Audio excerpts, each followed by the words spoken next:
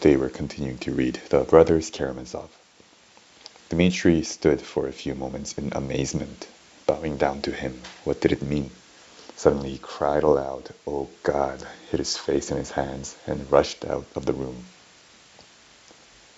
All the guests flocked out after him in their confusion, not saying goodbye or bowing to their host. Only the monks went up to him again for a blessing. What did it mean, falling at his feet like that? Was it symbolic or what?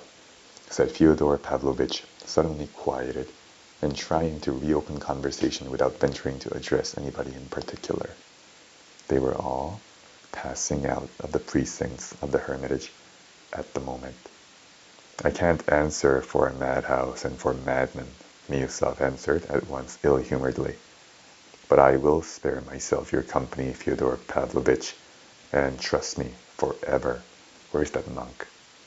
That monk, that is, the monk who had invited them to dine with the superior, did not keep them waiting. He met them as soon as they came down the steps from the elder's cell, as though he had been waiting for them all the time. "Reverend Father, kindly do me a favor.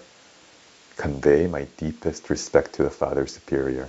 Apologize for me, personally, Miusov, to his reverence, telling him that I deeply regret that owing to unforeseen circumstances I am unable to have the honor of being present at his table, greatly as I should desire to do so," Miusov said irritably to the monk.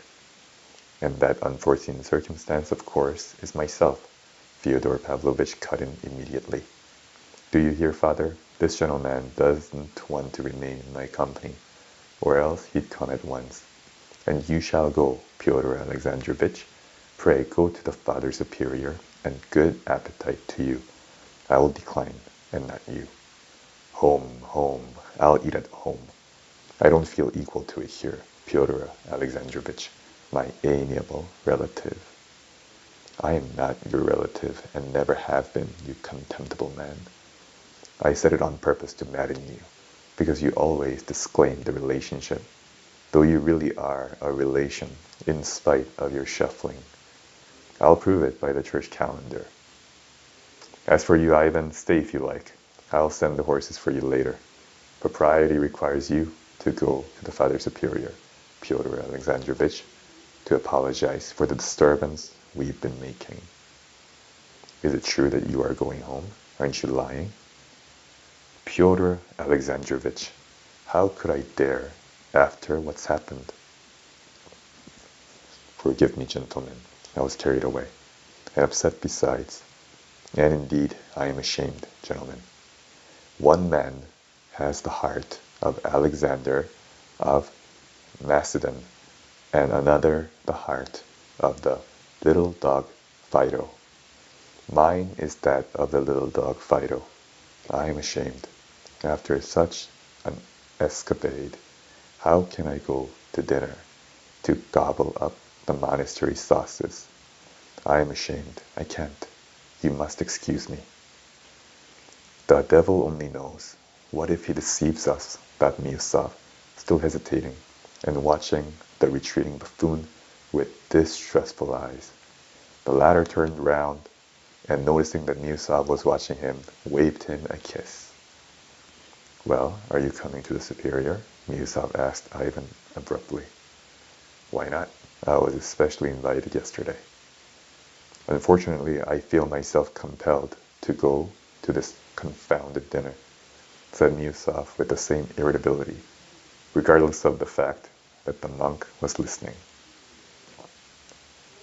"We ought, at least, to apologize for the disturbance, and explain that it was not our doing. What do you think?" "Yes, we must explain that it wasn't our doing. Besides, Father won't be there," observed Ivan. "Well, I should hope not. Confound this dinner." They all walked on, however.